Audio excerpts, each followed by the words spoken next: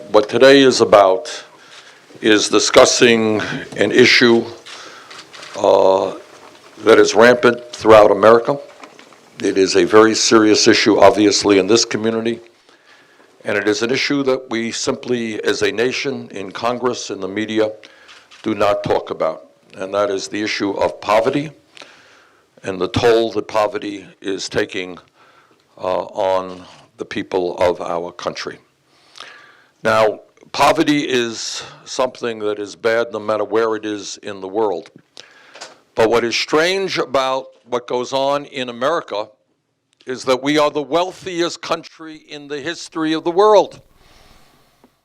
So when you have desperate poverty, whether it's McDowell County or whether it's any place else in this country, whether it's inner cities all over this country, when you have unemployment rates that are very, very high, when you have opiate addiction or heroin addiction rates that are very, very high, when you have large numbers of people who are incarcerated, when you have people who cannot access decent quality health care or mental health treatment, when you have communities that don't even have grocery stores in America or access to bank branches, when you have kids who have no hope and have no opportunity, and when all of this takes place in the wealthiest country in the history of the world, something is fundamentally wrong.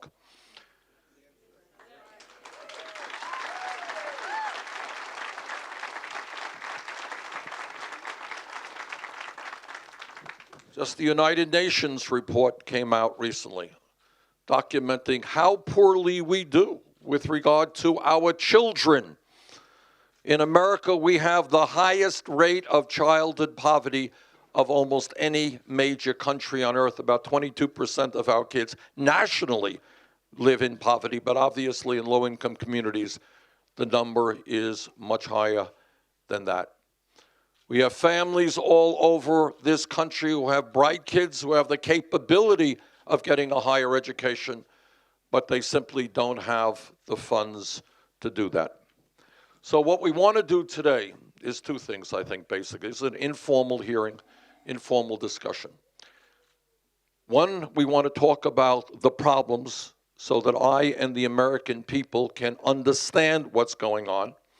And number two, equally important, we want to talk about solutions. And the solutions are going to come, yes, from Washington, yes, from state government, yes, from the local communities. But you guys who live here know the issues better than anybody else. So I very much want to hear your ideas. And we're very lucky this morning to have a great panel. And I want to begin, before we get to the panel, in thanking Linda and Joel McKinney for running this food bank and also for allowing us to use their facility. We thank them very much.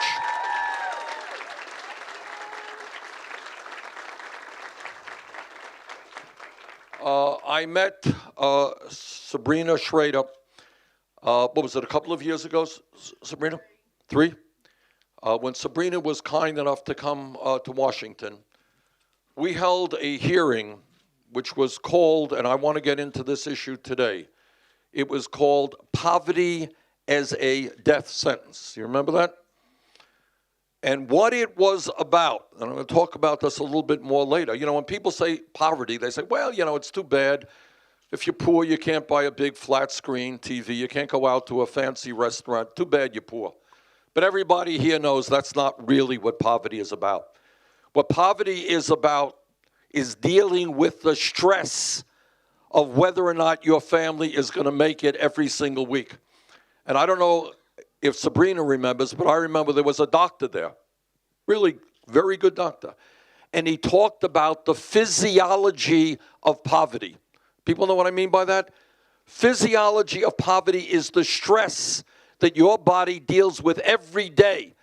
When you worry about whether the lights stay on or whether you have enough money to put gas in the car to get to work. And if you can't put gas in the car to get to work, you lose your job. And what happens when you lose your job to the rest of your life? People on the edge every single day. Now, people who have money don't understand what that is about. But when you don't have any money, you're fighting for survival every day, and that takes a huge toll on your health. And that is why people in this county are living years less than in other parts of America, because that stress and the pounding away daily, day after day after day of poverty. Now, I come from a rural state as well, state of Vermont. And the issues that I'm seeing here are not radically different than exist in my state or other states in this country. So what today is about is talking about what is going on, talking about how we go forward from here, and always remembering that this is not a poor country, that this country is the wealthiest country in the history of the world, that we have one family that's worth $149 billion, more wealth than the bottom 40% of the American people, that the top 1/10 of 1% now own almost as much wealth as the bottom 90%. So that's the context I think we should be thinking about. Okay, let's begin. Sabrina, I think many of you know Sabrina Schrader. And we thank Sabrina for being here, for helping us to organize the event, and for coming to Washington a few years ago. Sabrina, take it away. Stand, sit. Well, I just want to say you all make me very proud. I'm really glad to be here. So, like he said, I'm Sabrina Schrader, and I grew up in Twin Branch Holler. All of my family and I were born into generational poverty, like many of you. I know what it's like to not have enough food, and what it's like to stand in line at a food bank, not have enough money to pay your electric bill, what it's like to get unemployment, what it's like to not have health insurance, what it's like to walk miles in the snow because your car is broken down, what it's like to be the only one in my family who graduated from high school and the only one to get a bachelor's degree. It's not something that I've ever felt proud of. While many children are born into poverty every day, poverty is not a child's fault, and it is not a family's fault. No one who was born into poverty asks for a life filled with struggling for everything that you need to live with every day. But nowadays, we seem more interested in taking things away from these families instead of giving them a fair shot. I wish it all had been easier, but unfortunately for now, my life continues to be a struggle. Even though programs and people helped me to get this far, I still have more than $30,000 in college loans and thousands in medical bills. I still don't make enough to pay back my college loans, and it's been 8 years since I've earned my bachelor's degree. I'm still constantly working on solving years of problems that were created beyond my control. Some reasons for the continuation of poverty here are there are no colleges in McDowell County, and there is not a road to connect us with everywhere else. Improving and building new roads like the King Cole Highway will give us access to resources, hospitals, colleges, and each other while creating jobs. Currently, people need immediate medical attention, and they end up dying on the way to the hospital or in a helicopter. And living in poverty every day creates toxic stress. That's the physiology that Senator Sanders was talking about, the physiological problems. Causes more problems like mental illness, addiction, and preventable health issues. We need more healthcare providers and addiction treatment centers to combat these issues in every county of West Virginia.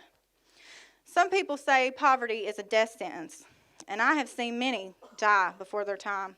I've had several family members, friends, and classmates all die young.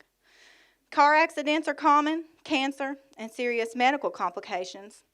I was in a horrible car accident when I was in 11th grade, and that wreck left me severely injured, and I had to learn how to walk and talk again.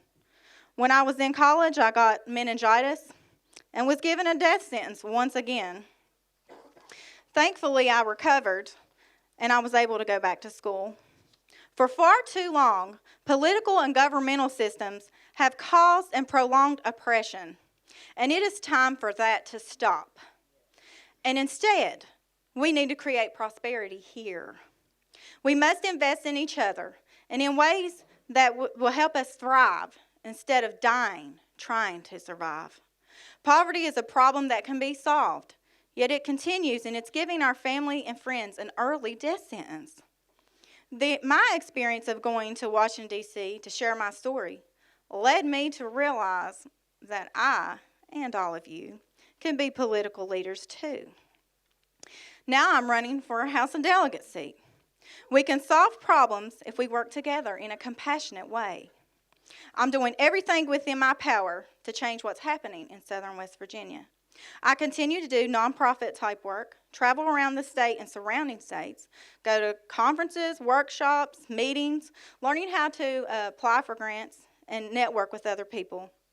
I do everything that my husband's income and my physical energy allows.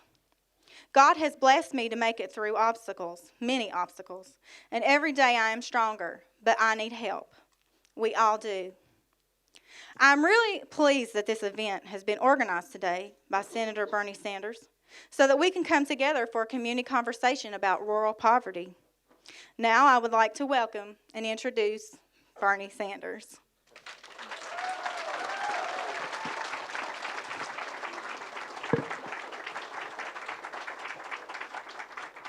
All right, before I chat again, I wanted you to meet probably somebody that many of you know.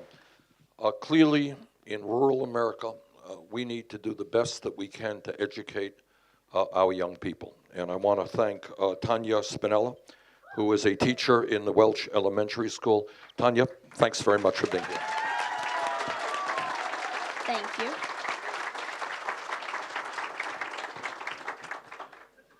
Senator Sanders, guests, and residents of our beloved county.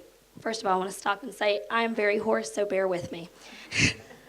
And thank you for the opportunity to address you here today. My name is Tanya Spinella, and I have lived and taught in McDowell County for the past 4 years, and it has been the most rewarding time of my life. I grew up not far from here in Mercer County in a little town called Elgood. My husband and I chose to come to McDowell County, the place where he grew up, after we finished our degrees at Concord University. In truth, we came back because we were both teachers and we knew we wouldn't have a really hard time finding work. I continue to work here, however, because I genuinely fell in love with the people of this great county. The students I've had the pleasure of working with here are, in my very biased opinion, the best students in the whole country, but I'm sure every teacher would say that about her students. But they have an intellect, a drive, and a thirst for knowledge, as many young burgeoning minds across the nation do. Our students, however, have something else. In many cases, they are born into crippling poverty, broken or untraditional family structures, or worse yet, born into families with severe and debilitating drug addictions. But our students have dreams that aren't encumbered by their socioeconomic status. They have dreams of becoming paleontologists and teachers and artists and engineers. Senator Sanders, our students can dream just as big as any in this nation, and thanks to your ideals, students will have the hope of pursuing their dreams through affordable higher education. I was told my first class of students at Welch Elementary School, where I still teach, were the most challenging group of kids in the school. My mentors had told me that I would never forget my first class of kids because they were the class that would either make you or break you as a teacher. So naturally, I was terrified. But I soon learned that these students weren't bad kids. They struggled because their homes lacked support and structure. Recently, McDowell County Schools began a home visiting initiative for kindergarten through third. Amanda Frigiel, the Title I director at McDowell County Schools, began this project in hopes of giving our teachers an inside look at what our students go through every single day at home. But what the teachers received was so much more. And going into these homes, we realized that the kids might not be able to concentrate in class because they were worried about their sick grandmother at home that couldn't afford medical care, or they were hungry, or an absentee parent had just appeared into their lives again for the first time in years. Or perhaps they were worried about their homes, that in their only source of heat was a single kerosene heater. How can we expect our students to remember their homework or to bring a pencil to class if they've been crying up all night because they have a cavity they can't treat? How can we expect them to learn multiplication when all they can think about is the ever-present threat of eviction after a parent loses a job? How can we expect them to succeed in life when all they've ever been told is that they cannot succeed because they are from McDowell County? My students come to school with a myriad of problems. A student can't be expected to learn if we require them to ignore their life outside of school. This is why my school and many others have moved toward community school projects that include free mental health services for families. Our SMILES program is working to ensure every student in our county can see a dentist. Our various after-school programs attempt to fight hunger by providing students with a third daily meal throughout the week and blessings in a backpack, which gives non-perishable foods for over the weekend.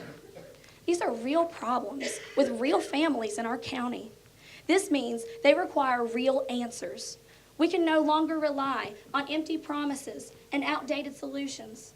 We are working on making a better tomorrow for McDowell County, and we believe that begins with you. Thank you.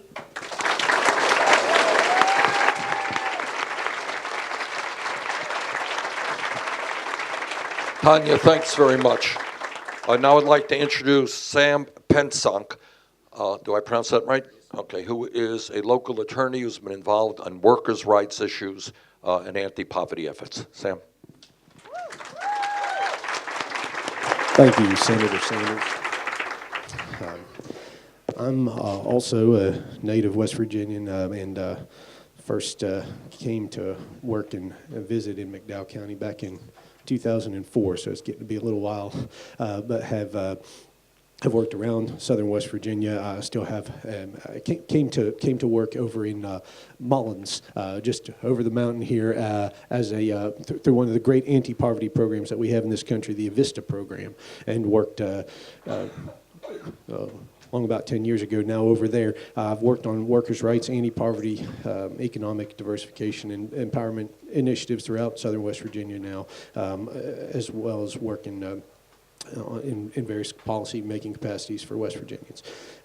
And I, as a labor lawyer, my job is to fight for and along with the rights of workers, and that's often coal miners who are fighting for better health and safety conditions at work for their black lung benefits. I do a lot of work representing miners who are struggling to get black lung benefits, and we have excellent resources in part thanks to the federal black lung programs that provide health clinics in Tug Fork just down the road here in McDowell County, but those clinics, they have a big battle, and so we work with them, and they receive important support from the state and federal levels. So I work to fight for fair pay for workers, and also to take non-traditional approaches to increasing assets and wages and wealth for working people by forming cooperatives that are actually owned by workers. And we have a long experience of that in West Virginia, of worker-owned businesses. When the Weirton steel industry was collapsing back in the 80s, many people may recall West Virginia workers got together and created the largest worker-owned company in the nation.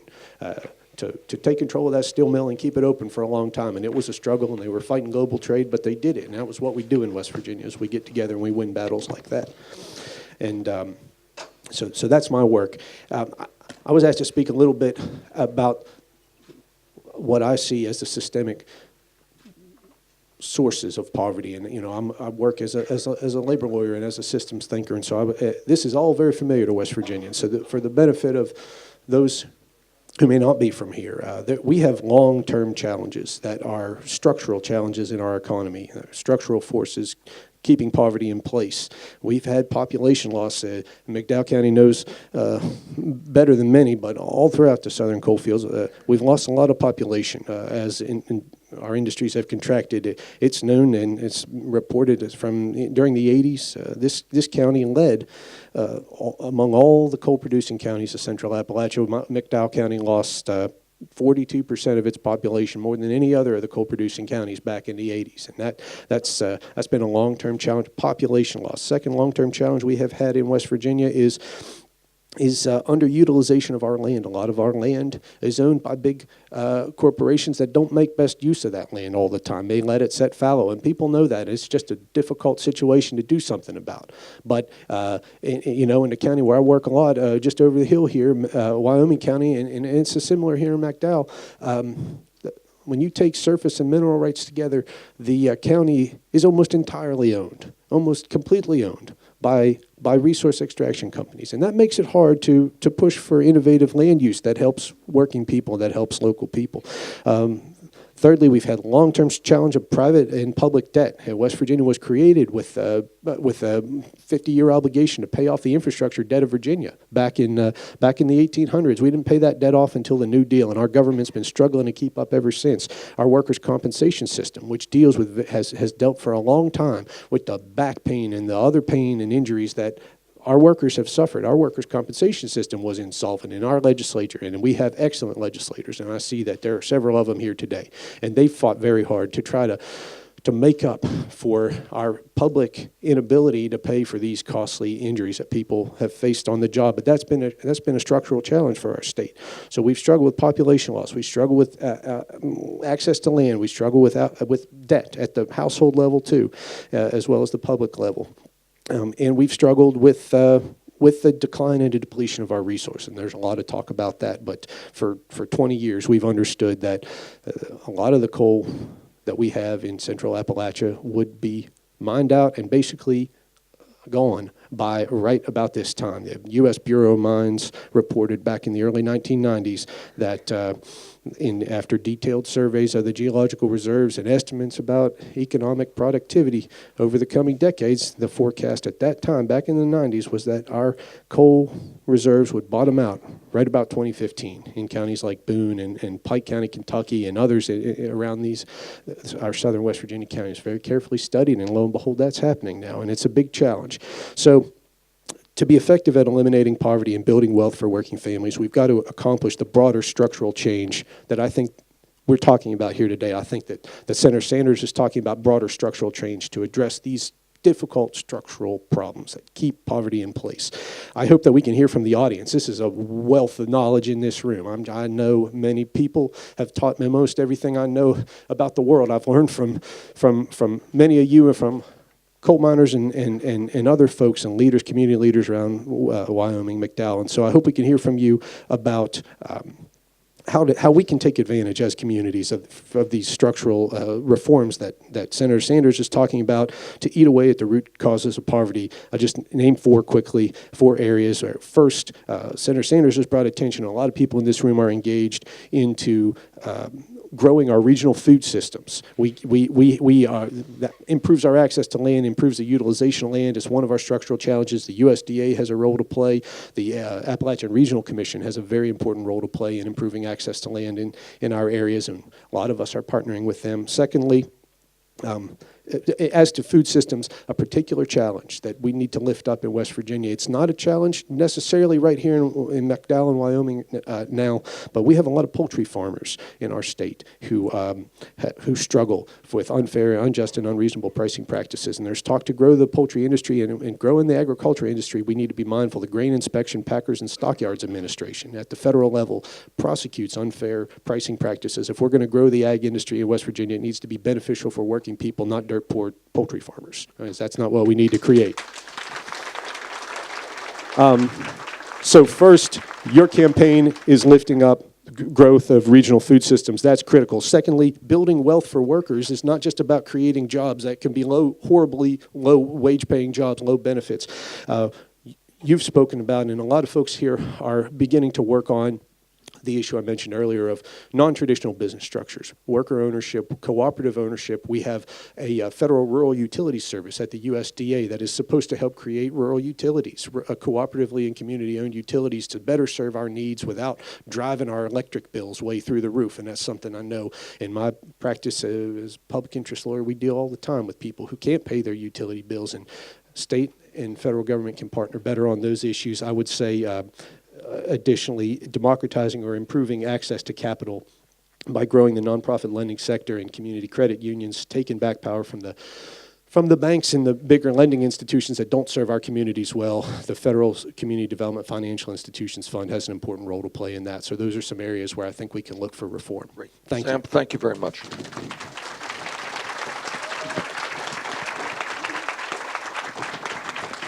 What I want to do now, I think at the end of the day, the solutions to the problems that we face are going to come from the federal government, from the state government, the local government, from the private sector, from people in this room. Let me just say a few words about what I see as the federal government's role. And I'm going to open it up to you. You'll do anything you want, make comments, ask questions, and the panel will get involved as well. Number one, real unemployment in this country is not what you read in the papers at 5%. It's really actually double that when you look at people who've given up looking for work and people working part-time. And obviously in communities like this, the unemployment rate is a lot higher than that. So what do we need to do? As a country, we need to create millions of decent paying jobs, right? A lot of ways that you could do it. Sam talked about some of them. But one obvious way that the economists think is the fastest way to do it is in your state and in my state, as it happens, we got thousands of bridges that are in need of repair. We got roads. You know, in Vermont, sometimes people go down a pothole, we don't see them again for weeks. You know, probably not only Vermont, okay? I was in Flint, Michigan a couple of months ago. You all know what goes on in Flint, Michigan. Kids are getting poisoned by the water they drink. Well, it's not just Flint, Michigan. We got hundreds of communities where the water systems are inadequate and people are worried about the water they're drinking. We need to improve our water systems, our wastewater plants. We used to have the best rail system in the entire world. Guess what? That is no longer the case. Our airports are in many cases outdated. Parts of this country, our levees and our dams. If we put $1 trillion into rebuilding our infrastructure, we can create 13 million good-paying jobs and a hell of a lot of jobs right here in West Virginia where those jobs are most needed.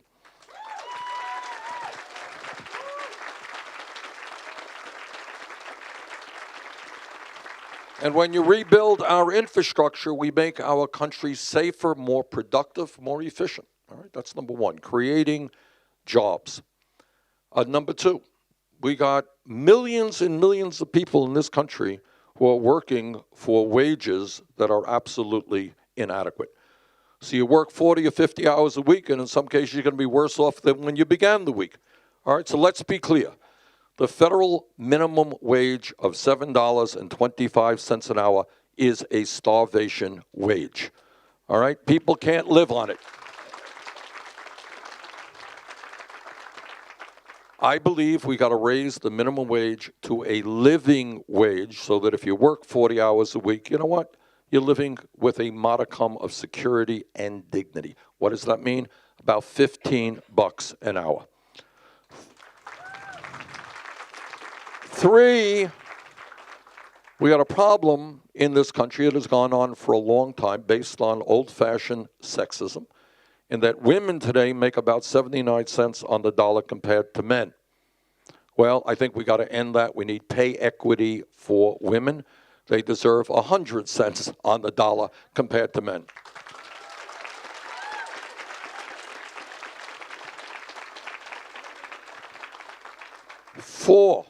Number 4, we have had in this country for many, many years disastrous trade policies which were written by corporate America and were designed to enable large corporations to shut down in this country, not pay workers here a living wage, and then move to Mexico and China and other low-wage countries. Pay people pennies an hour. We have got in your state, here in West Virginia, my understanding is that as a result of NAFTA, the North American Free Trade Agreement with Mexico, you have lost about 30,000 jobs since the creation of NAFTA, good-paying manufacturing jobs. We have got to end those disastrous trade policies and tell corporate America that if they want us to buy their products, they damn well better manufacture those products in West Virginia and in Vermont and in America.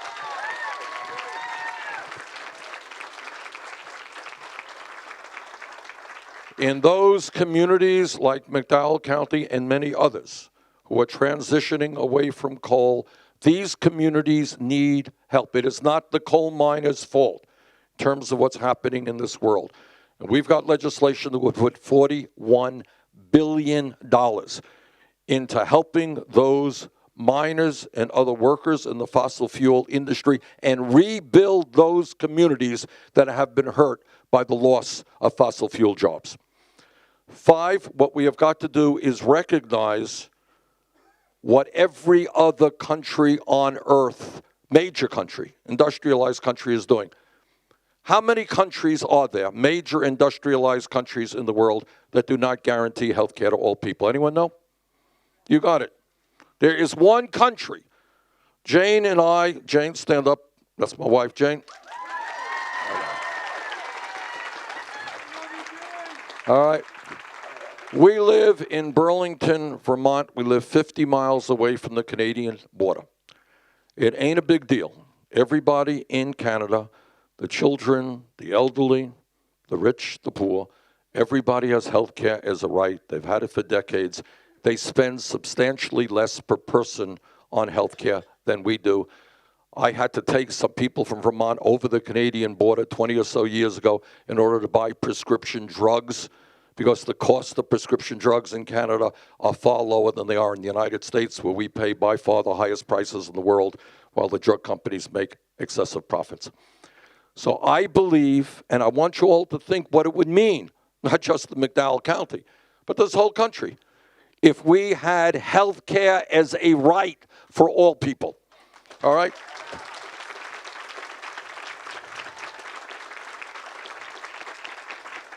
One out of 5 Americans can't even afford the prescription drugs their doctors prescribe. That's pretty crazy. So we have to lower the cost of prescription drugs. Now, education. I grew up in a family, did not have any money. My mother, my dad never went to college. And there are millions of families, and Sabrina was talking about this, where the kids don't have parents who ever went to college, and they can't even dream. The idea of thinking about going to college is almost beyond their comprehension, right? It's like going to the moon. It ain't going to happen. I believe that in a changing world where the economy has changed, we need to understand that public education is not just first grade through 12th grade. That's what we've had for decades. That's pretty good. But in a changing world, we need to know that today a college degree in many respects is the equivalent of what a high school degree was 50 years ago, which is why we need to make public colleges and universities tuition free.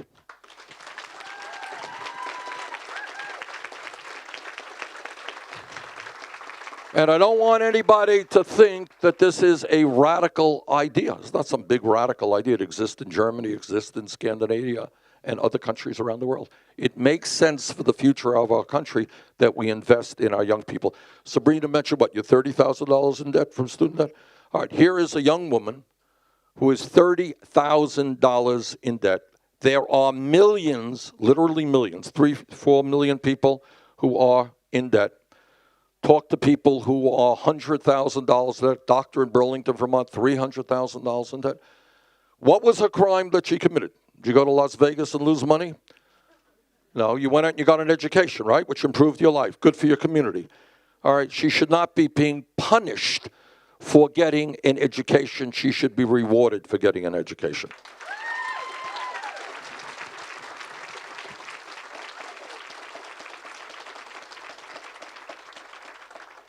So there is a lot that the federal government can do. I'll give you one other example. There is only, again, one major country on earth that doesn't guarantee paid family and medical leave. You know what that means? It means right now in West Virginia, in Vermont, you're going to have a low-income woman, working-class woman, giving birth today. She, because she does not have enough money, will likely in 2 or 3 weeks be forced to separate herself from a newborn baby and go back to work in order to earn the income that she needs to take care of her family. That's wrong. A mom and a dad should be able to stay home with their newborn baby. If somebody in the family is sick, people should be able to stay home. We're the only major country that doesn't guarantee paid family and medical leave. And that's why I believe we've got to pass legislation currently in Congress guaranteeing 3 months paid family and medical leave. Now, I'm often criticized by people who say, well, Bernie, all these ideas are great ideas, but they're expensive. That's true. If we want to provide free tuition at public colleges and universities and lower student debt, cost us about $70 billion a year. That's a lot of money. So how are we going to pay for that? Well, in that case, we're going to pay for it by imposing a tax on Wall Street speculation. Wall Street's greed and illegal behavior hurt this country enormously. Millions of people lost their jobs, they lost their homes, they lost their life savings. We bailed them out. Now it is time for Wall Street to help the middle class of this country.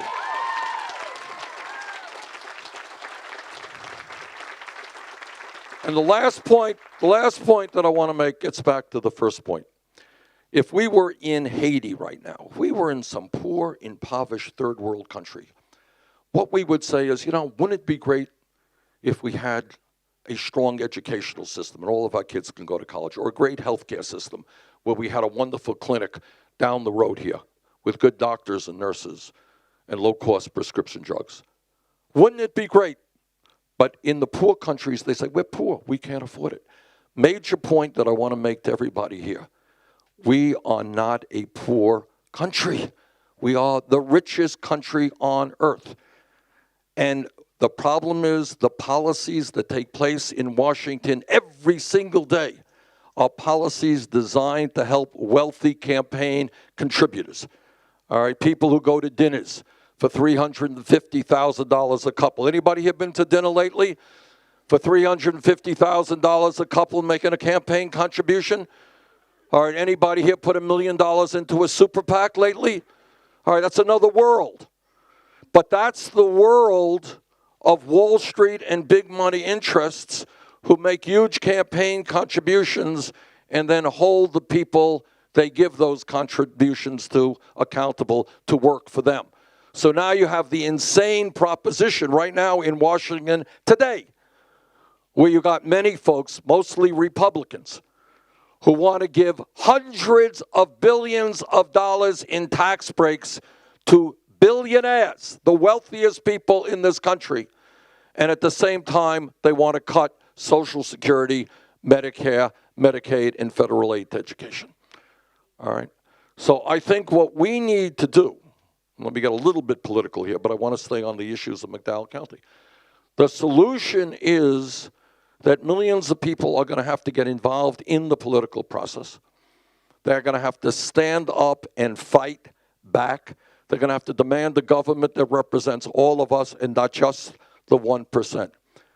That's nothing new. That's the way change in America always takes place. It is the history of the trade union movement. It is the history of the United Coal Miners Workers Union. People stood together and fought back. It's the history of the civil rights movement. It's the history of the women's movement, the history of the gay movement, whatever movements there are. The only way change takes place, people come together, stand up, and fight back and say that the status quo is not acceptable. And I think that's the moment we're in right now. So,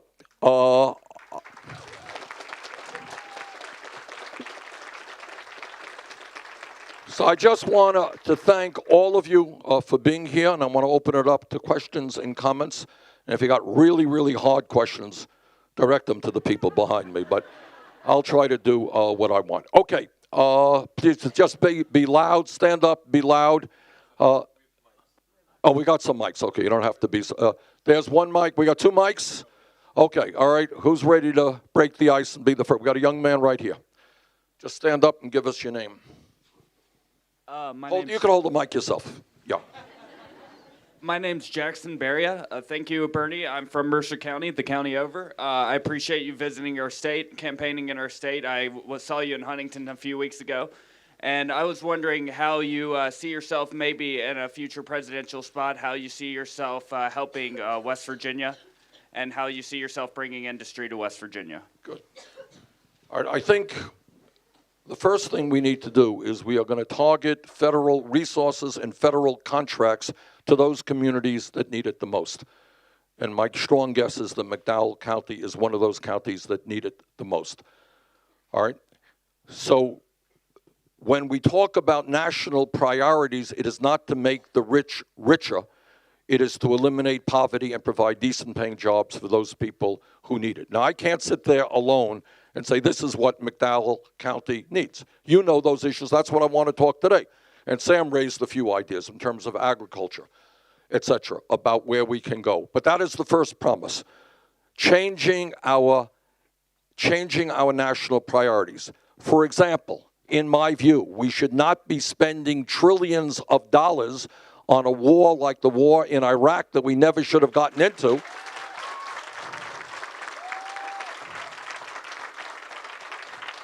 And then tell the people of McDowell County and counties all over America, inner cities all over America, oh, sorry, we don't have the money to invest in your community. Second of all, some of the programs that I talked about, trust me, it will make a profound difference in the lives of people in this county and all over this country if health care is a right. Can you imagine that? You don't have to worry about whether you can afford to go to the doctor. One of the things that I did as part of the Affordable Care Act, we got $11 billion into community health centers. Community health centers are now serving many, many millions of people. You walk in the door, it's based on a sliding scale basis. If you don't have any money, you get free health care, you get low-cost prescription drugs. We need to greatly expand primary health care, especially in rural areas. People should be able to get to a doctor when they need to get to a doctor. That will happen. If we pass a national health care program like a Medicare for all, it will have a profound impact. What do you think? And Linda might want to comment on this. If your kids know that if they study hard and they do well in school, that they will be able to go to college, because we're going to have free tuition at public colleges and universities. Will that play a role in their lives, do you think? Absolutely. Thank you. I believe that it will allow them to dream bigger than they have ever dreamed. The kids in this county, Ms. Schrader kind of touched on that and everything, that, the kids in this county think that that's a far-off dream. And I've seen it. These kids, when they grow up, some of them say that they want to work at Walmart just like mom. But I think that if they have that option, if they know that they're not going to go thousands and thousands and thousands of dollars in debt for an education, then we might be able to produce, the next Einstein or the next president of the United States from McDowell County. Right. That's absolutely right. So those are the few of the things that we can do. But again, I want to say, not just for here, but for all over the country, it's going to be the local people who know their communities best. But it is obligatory, in my view, that when we have so much income and wealth inequality, that the federal government has got to change that and get that resources to local communities so they can begin creating the jobs and the opportunities that we need. Okay, other questions or comments? Well, why don't we go from side to side? Yeah, why don't you got a gentleman right there? Yeah. Or yes, I'm ma'am. a lady. I know. There was somebody behind you. I know that. Sorry. All right. My name is Beth Sizemore, and I'm also from a neighboring county, and I'm the executive director of a really small nonprofit. And the focus of our services, it's called Reach Family Resource Center. And we have a lot of prevention services. We have a truancy diversion program, an after-school program, and a home visiting program for new parents to kind of intensive home visiting. Great. And I think they are all, like I said, prevention programs to get kids off to a good start. And I think in general in this country, we say, oh, children are our greatest resource and they're our future. And then when it comes time to balance the budget, that's who gets hit.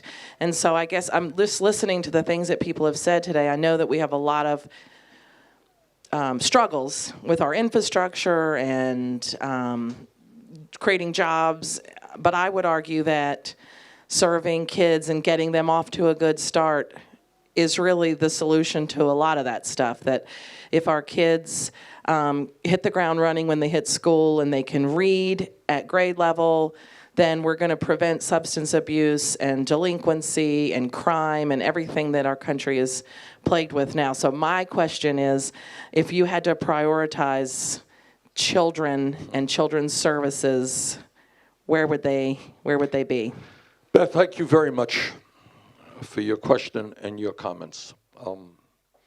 As I just early mentioned, there's just the United Nations report that came out that shows that we are disgraceful in terms of how we deal with our kids. 22% of the children in this country are living in poverty. And I would tell you that if our children are the future of this country, as they are, we have got to radically change our national priorities and give them the care and the hope and the help that they need right now. Now, let me just give you an example. And I like people jump up, okay? Start off. We start off, a woman is pregnant, okay? Right now, there are efforts to cut the very, very good program, the WIC program. Now, WIC has been successful. It says if you are pregnant, you need good nutrition. Your baby needs good nutrition. We have got to expand that program, not cut that. We got to make sure there are communities in this country where infant mortality is far, far too high, all right? So starting even at pregnancy, we've got to make sure that pregnant women get the health care that they need and their newborn babies get it. Then you go to another issue. Tell me about this. I can tell you, in my own state, we're a middle-class family. Our daughter is middle class. 2 kids struggling to find quality, affordable child care. That an issue here? All right, so here's the reality. Mom goes to work. This is modern America, right? Mom goes to work. Dad goes to work. Well, you got 2 kids. You got a kid 3 years of age, kid 5 years of age, or 4 years of age. Can you find good quality, affordable child care? In most parts of America, you can't.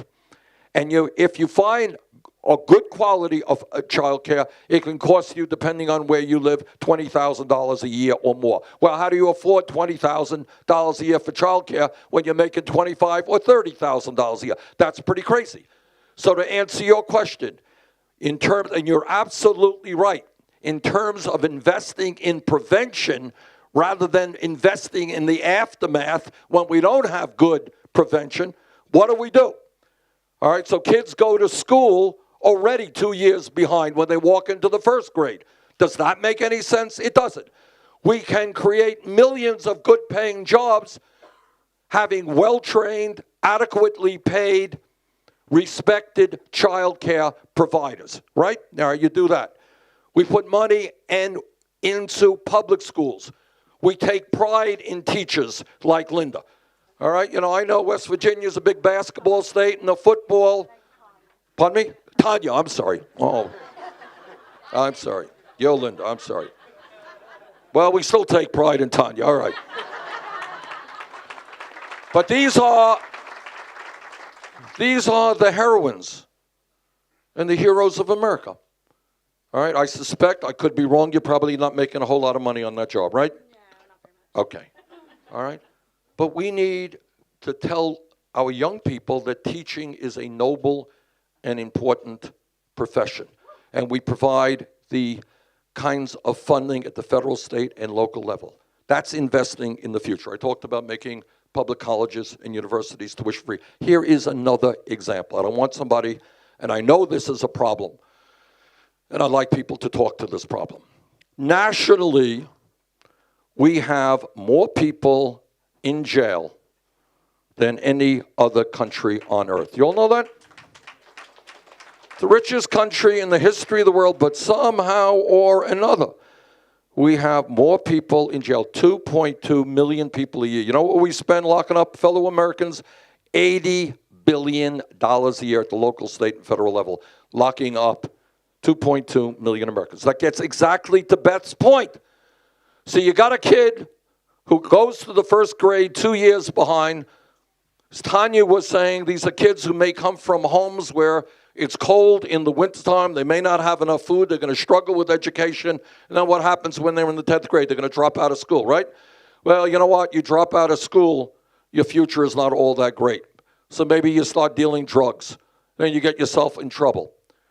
In my view, We are spending $80 billion a year locking people up. Maybe we take a good chunk of that and invest it in prevention, in jobs and education for those kids.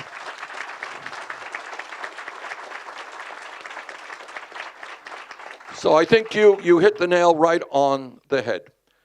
From a humane point of view, from a human point of view, and even from a cost-effective point of view, it will cost less money to send a kid to the University of West Virginia than to lock him up. All right? So let's make sure that we can send them to the university. All right. Let me ask you all a question. All right, we're going to get to as many questions as we can, but I want to deal with tough issues here. We have in my state, and we have all over this country, an epidemic of opiate addiction and heroin addiction. Anyone want to say a few words about that? Yes, I see a woman right there. Oh, get the mic, grab the mic. Hi, Bernie. My name's Carrie. She can hold it herself. Let her hold it. Put the mic close to your mouth. Okay. My name's Carrie. I'm from Mercer County, and I've lived in this area for about 10 years. And more I see people that I know and love falling to drug addiction. And it's especially bad in areas with such poverty, you know. My question to you is, what do you plan on doing? How do you plan on helping these people with opiate addictions? Okay. I'm going to give you the answer in a moment, but I want more discussion about the nature of the problem. So what we're seeing here is opiate addiction. Okay, woman right here, ma'am. Right here. Yep, hold the mic close to your mouth, please. Okay, most people know me. I don't have to. I'm kind of loud. My name is Marianne Glader, and most of the people know me because I fighting a battle that you've been fighting on the political scene as running for state auditor. And I have a son that is addicted to pills and. Addicted to what? To pills. So he's addicted to like Xannies, Loratabs, and nothing that the doctor gave him. It's just that he hung around the wrong people, and which has caused me to get more involved with the juveniles in the detention centers because he also went to jail and he has a felony. And we have so many people that are sitting in jail because of drug addiction. I also have a son that is paralyzed. And a lot of the people that I'm trying to get him to care for him cannot come and work for me because they have a felony that is drug related. They are so, I don't understand it. They've got to stop looking at saying that somebody has a felony and looking at and putting a drug conviction on them, because everybody that goes into that system, they'll say you had an intent to sell, and everybody does not have an intent to sell. But that's the plea agreement that they'll give them. And I just want us to look at these children that are locked up, look at these adults that have been locked up, and try to turn their lives around, because when they get out of jail, they have no future. Okay, thank you. Okay. I want to stay for a moment. We'll get elsewhere, but I want to stay on the opiate or the drug addiction crisis, and I'm going to answer the questions. People have raised questions. I'll answer, but I want to hear from the community about drugs right now. There's a woman right behind you. Yeah. Yes, ma'am. Hold that mic close to your mouth. I will. Hello, my name is Dreama Paget. I am a CEO of a community action agency. And also the reentry and criminal justice system has hit home with me. Please stand up, Daryl. This is my husband, Daryl Paget. He did 20 years in federal prison for a nonviolent crime. Yes, a drug offense. He has a master's degree now. Can he get a job? No. What can you do to help people like us? Okay, thank you.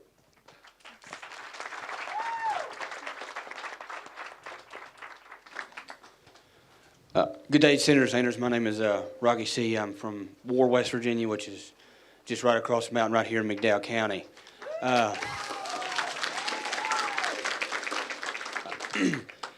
Unlike a lot of folks here, I had the benefit of an education. I was able to go to college and ultimately law school, and I defend people, the indigent criminal accused of drug crimes all the time. And let me just say that every crime that we face in this community, from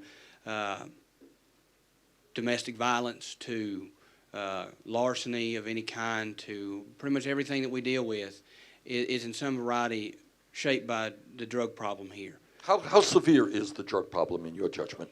The drug problem here, in my judgment, is very severe. I would say that 90% of my clients are in some way addicted to drugs. Beyond that, it has touched my personal life as my mother died of a prescription drug overdose frankly, of medication that she was lawfully prescribed. So I see it as a professional, and I have seen it in my childhood. And so I suppose my question to you, Senator, is this, is that poverty is certainly an issue here, but it seems to me as a person who lives and works here that the drug crisis fuels the poverty here because people have an addiction. And let's be serious about something for just a moment. Addiction is a disease. It is not a crime. But because people are afflicted with the disease of addiction, it prevents them from being able to find good work. It prevents them from being able to provide for the families. And it seems to be a continuing cycle of blood. Right. So that when one person's parent is affected by that, it makes it more likely that they themselves will become addicts, that they themselves will become felons, and thereby unable to contribute to their community in a positive way. And it seems to me that I'm only 30 years old, but during my entire lifetime, it seems that the people that I went to school with became their parents, and now their children are falling into those same cycles. And it's not necessarily by any fault of their own. It is because they are sort of swallowed by a system, an awful system that's so much bigger than they are. And so I suppose my question is simply this, is what can Bernie Sanders as president do for those poor folks? Okay. Thank you very much for your statement. All right, I want to stay on it, and I'll try my best in a moment after we hear more to answer all of the questions. I think we have, what do we got, a woman right there? Yeah, just give her the mic. Hold that mic close to your mouth, please. Hello, Senator Sanders. My name is Rebecca Hicks, and I'm from right here in McDowell County. I am on the brink of changing my life as I have received acceptance to an Ivy League institution with a $268,000 scholarship. Wow. However,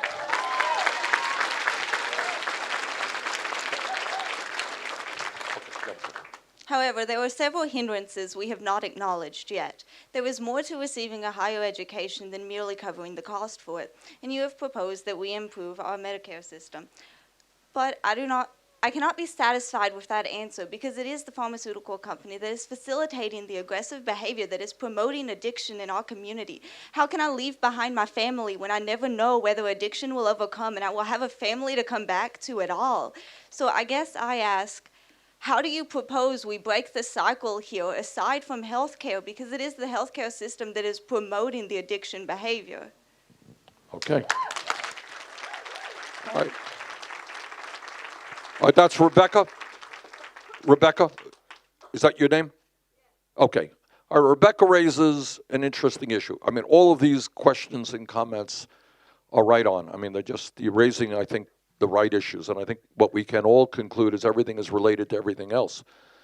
So I'll throw out this question. If opiates and all of these prescription drugs are out there, why are there so many of these drugs in the community in the first place?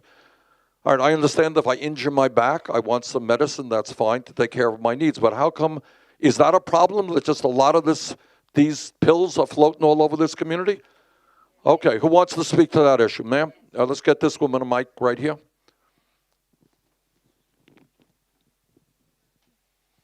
Hi, my name is Velda Johnson. Hold it a little closer to you, ma'am. My name is Velda Johnson. Velda. And I wanted to speak on a matter.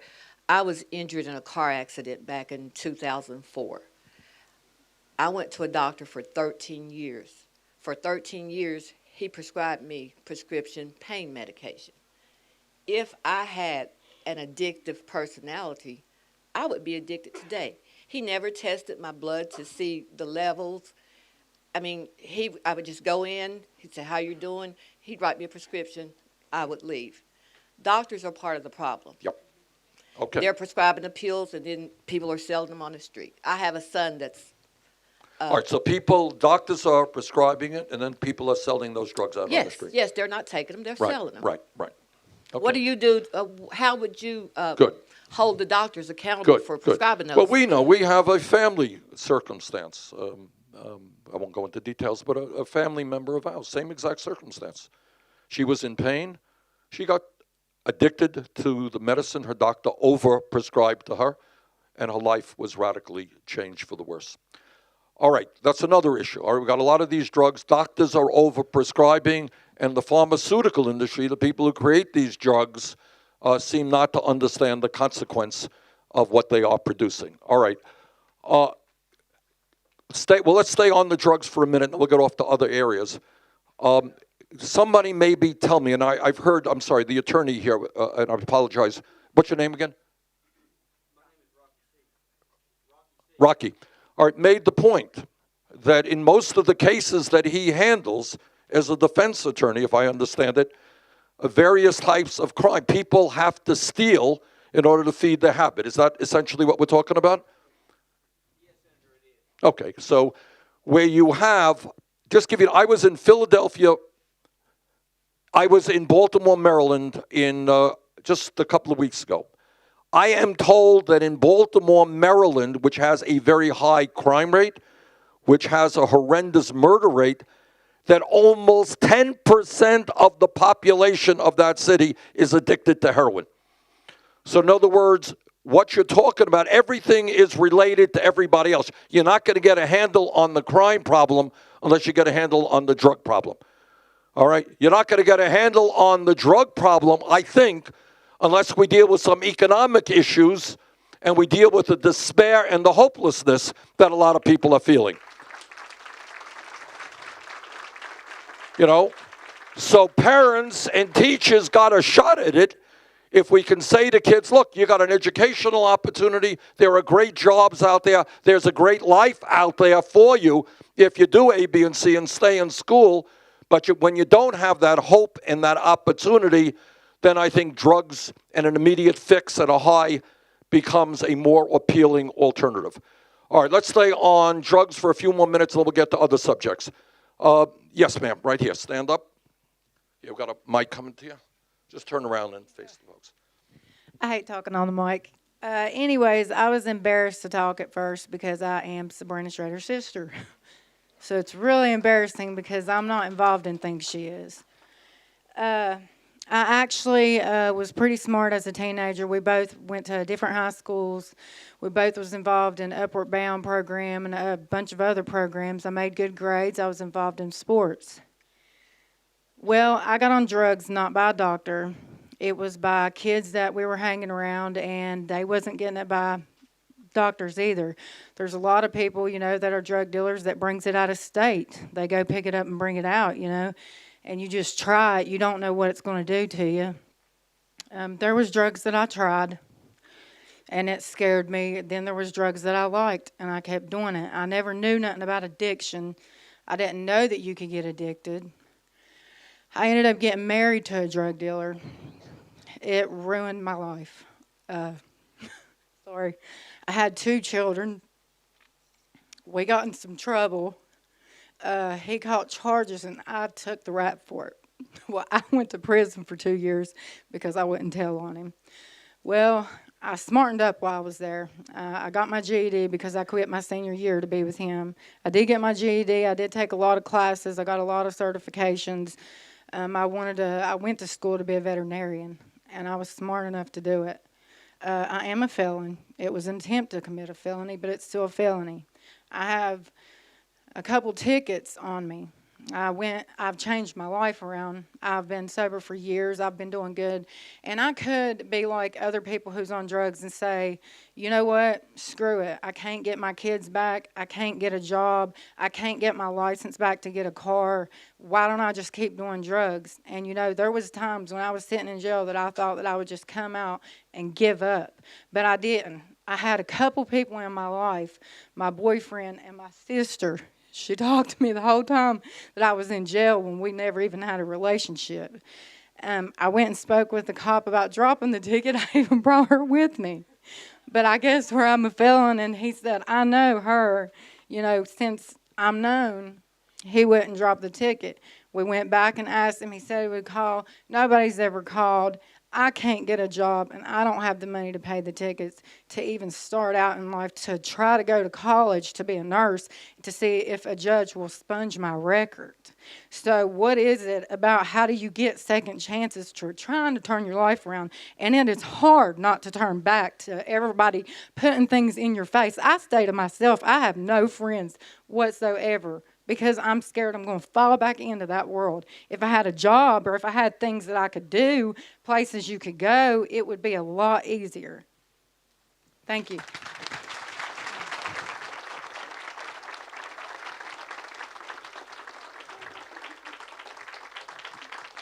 All right, that's not easy to say publicly. Thank you very much for your courage. All right, further, there's a gentleman way over there, sir. Yeah, right there. Yes, stand up, please. Okay, we get that gentleman the mic, please. Good afternoon, Senator. My name is Anthony Woodyard. I am a graduate of Concord University, a state school here in West Virginia. I'm a resident of Virginia, and I'm honored to be here today.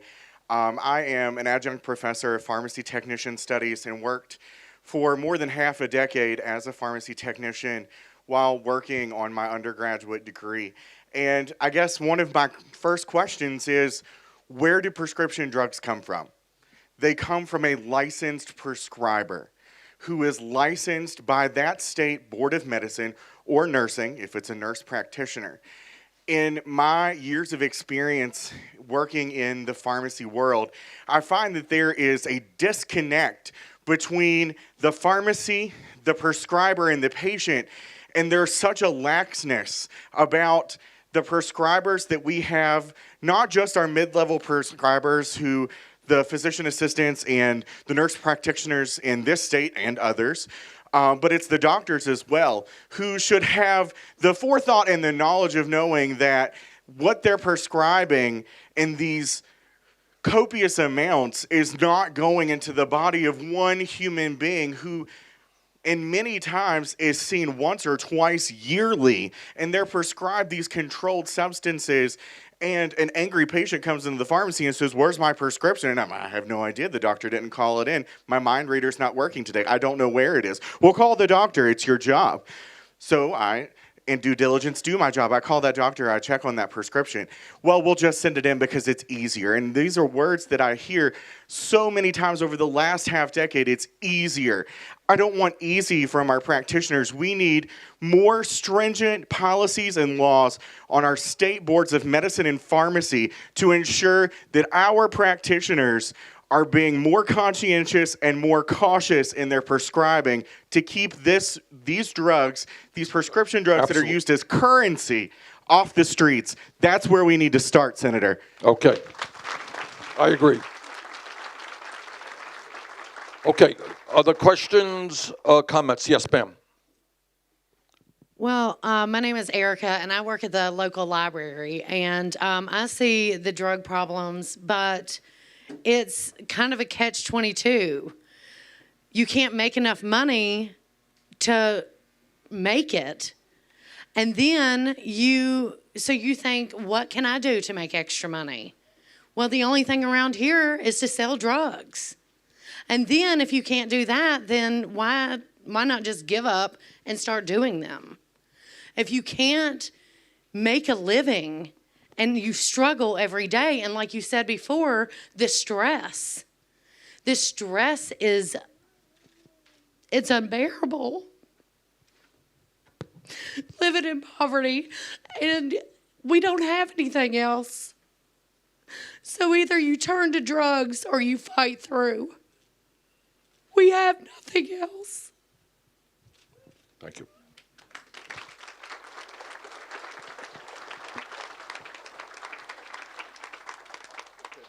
Let's go to this side.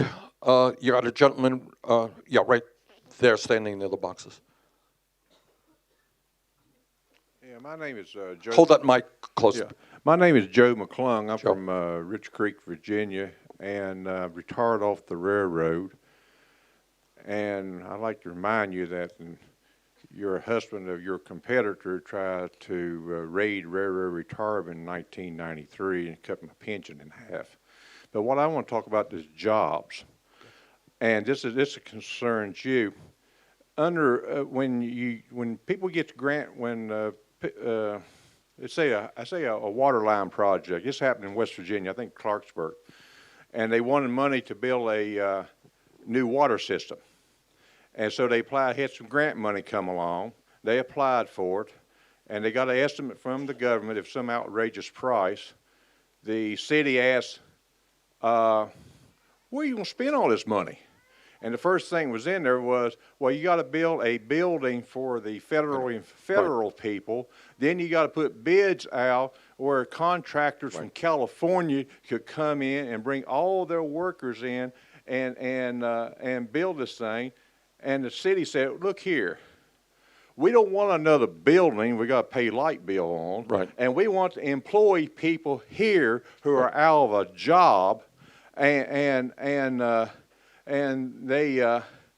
they said, and then anyway, that city, they told the government, the Fed, people you work for, to take your money and stick it. Yep. And they hired a private contractor to build the water system in, pay for it a lot cheaper, and they did it. And they hired people. And the reason why they wanted to hire local people was because, you know, the water line would have to be worked on years down the road, so they want to have people who is knowledgeable where the water lines are and everything else, but they can't do it because federal regulation says you got to put out bids for somebody in California to come in and build a thing and not hire a soul unless it's a flagman or something. And I think some of the problems why you have unemployment here and people can't find a job is because some of the federal law restricts it.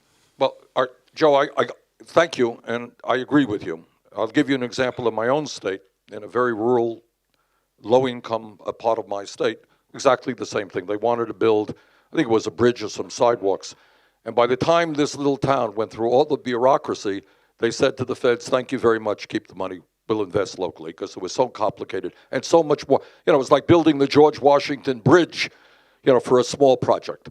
So I think, but what I also want to say, and we should not kid ourselves, is we are not investing anywhere near what we should in our infrastructure. All right? We got all over this country, whether it is water systems or wastewater plants or roads or bridges, they are crumbling. And we need to invest appropriately. But your point is we need to make sure that that investment is cost effective, that we're not spending 3 times more than we should, and that we're putting people to work who need those jobs the most. Local people, yes, right. Right, well, yeah, all right, let's, all right, I want to stay on drugs just for a minute more, then we'll go to anything else people want to go to. I see a woman way in the back there, ma'am. Yes.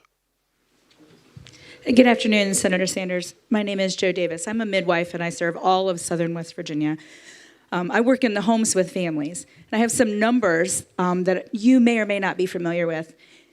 You mentioned in the beginning that the United States, America, is the wealthiest nation in the world. We are 40th worldwide for maternal mortality and 39th worldwide for infant mortality. We have a 33% C-section rate in this country, which means 1 in 3 women who go into the hospital to have a baby will have their baby surgically. The World Health Organization says a good number is 15%. I believe that all of this is due 100% to our for-profit healthcare system. And that feeds back into the drug system where we have families who do go to the doctor, they want to go to the doctor, they have insurance, they go to the doctor, they pay their $30, they see their doctor for 5 minutes, and they walk out of there with a prescription. And that is why we have a drug problem, and that is why we have a health crisis in this country with diabetes, heart disease, cancer, because all we want to do all day long is throw pills at it. I know that every single person in this room wants to be healthy, and we need a system by which people can learn to be healthy and not take pills. Thank you. All right. That leads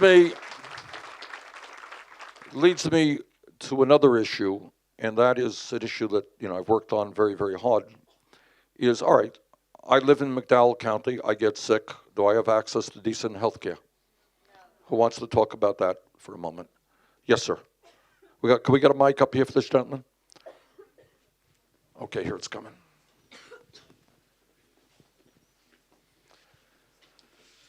I have an issue that affects me close to home and probably a lot of people in here, and that's autism.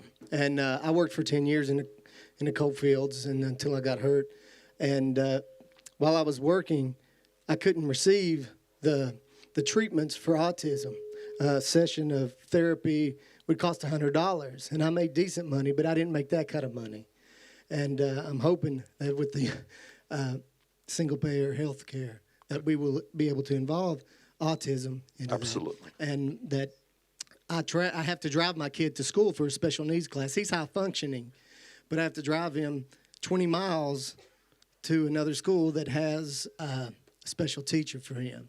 And I'm sure that if the teaching jobs paid more, that we would have more people in that field, and I could let him get on the bus and go to his class. Yes, absolutely. Thank you. All right. You know, this is an issue. I'm sorry, your first name is? Jacob? Jason. All right, Jason raises this issue again. We don't talk a whole lot about autism. My God, it is a huge problem all over this country. And do we have the capabilities? Do we have the special ed teachers now that we need to be able to deal with these kids? No, we don't. Okay, all right, go any place you want. Any issues on people's minds? A woman right here, ma'am? Yes, stand up. We got our mic.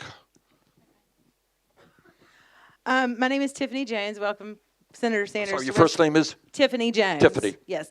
How can we reform education at the national level to guarantee that every child gets a 21st century education? One of the challenges that we face here in West Virginia is that, and I know there's going to be some politicians that disagree, but I'm just going to be honest, we're 50th in teacher pay.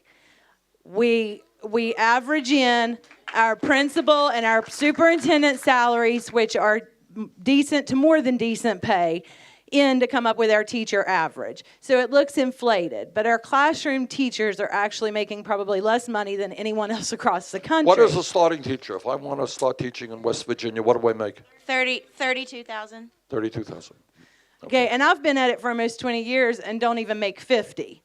So, you know, it's very frustrating to preach to children how education gives you opportunity and avenues when they're kind of sitting there looking at you as a 50th in teacher pay saying, why are you still here?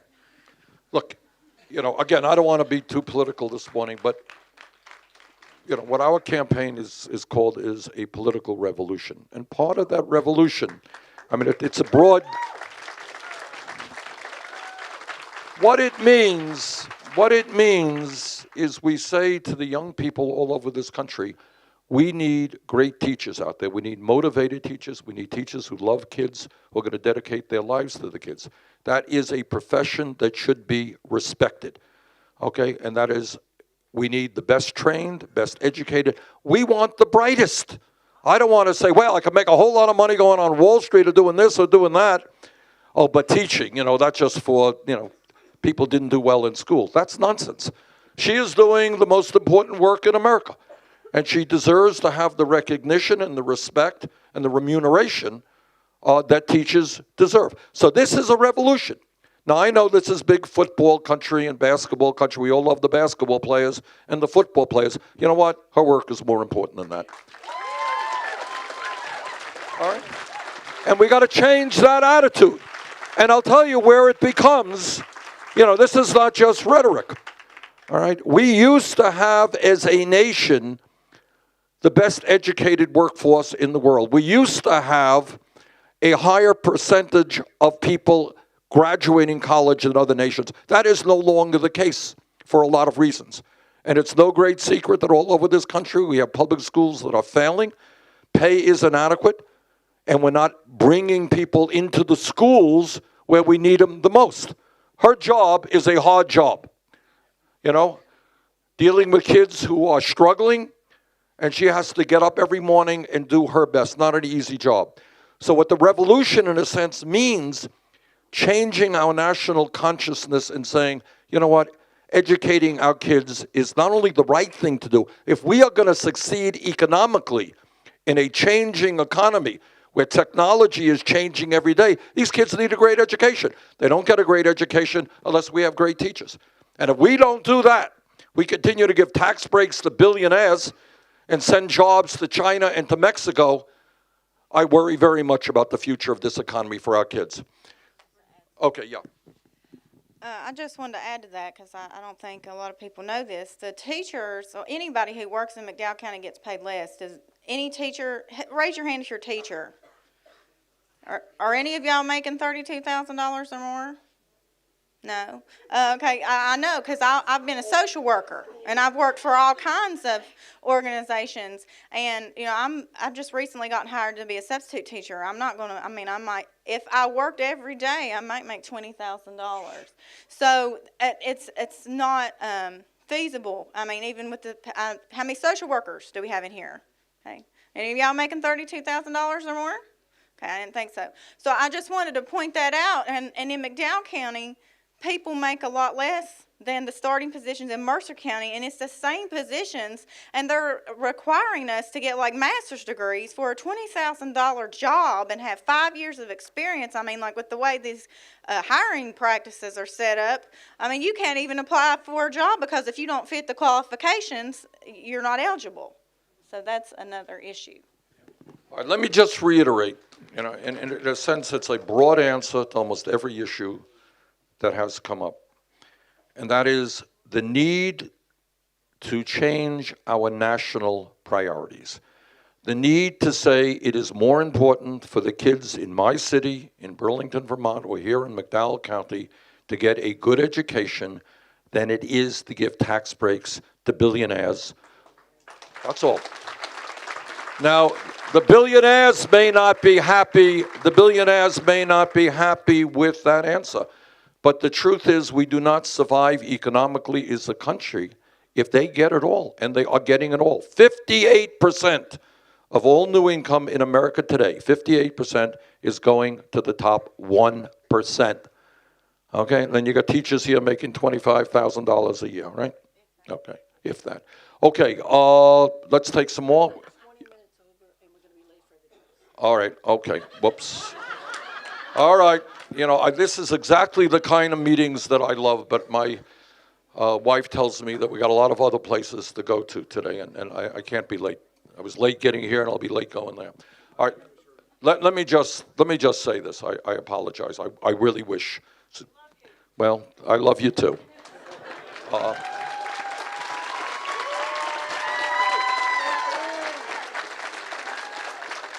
You know, I don't want to make any false promises. You've heard promises from politicians your whole life, so I'm not going to make any false promises. But I want to, first of all, thank the people who are here today and really thank you all for the courage, you know, that I've heard here. People standing up and telling some very difficult truths about their own lives. We are a great nation that has gone through a whole lot. I believe that if we have a government that begins to stand with the people in McDowell County or in my own state of Vermont, rather than folks who have a whole lot of money, whose greed, you know what drives me crazy, and I know something about this because I've been in Congress for a while. I have people come before committees who are multi-millionaires, multi-billionaires, and they're not satisfied. They need and want more and more and more. Give us more tax breaks. Make it easy for us to throw workers in America out on the street to go to China. Cut Social Security, cut Medicare, cut Medicaid. That's a mantra. That's what many of these guys want. They want it all. And I think as a nation, we have got to say that the children in McDowell County are quite as important or more important than the billionaires. All right? But to make that happen, and I know it's hard, and I know when people are struggling, politics and elections are very, you know, far removed from their daily lives. But let's keep the faith here, and let's reinvigorate democracy, and let's create a government that works for all of us. I think every problem that we heard here today, they're all connected. Drug abuse is connected to hopelessness. Hopelessness is part of not being able to get a decent paying job. Not being able to get a decent job is tied to bad trade policies or whatever it may be, or employers who don't pay a living wage. All of these things are connected. But I think if we work together at the local level, the state level, and the federal level, we can make profound changes in this country. So this is just a wonderful turnout, and I want to thank our panelists, and I want to thank all of you for being here. Thank you all very much.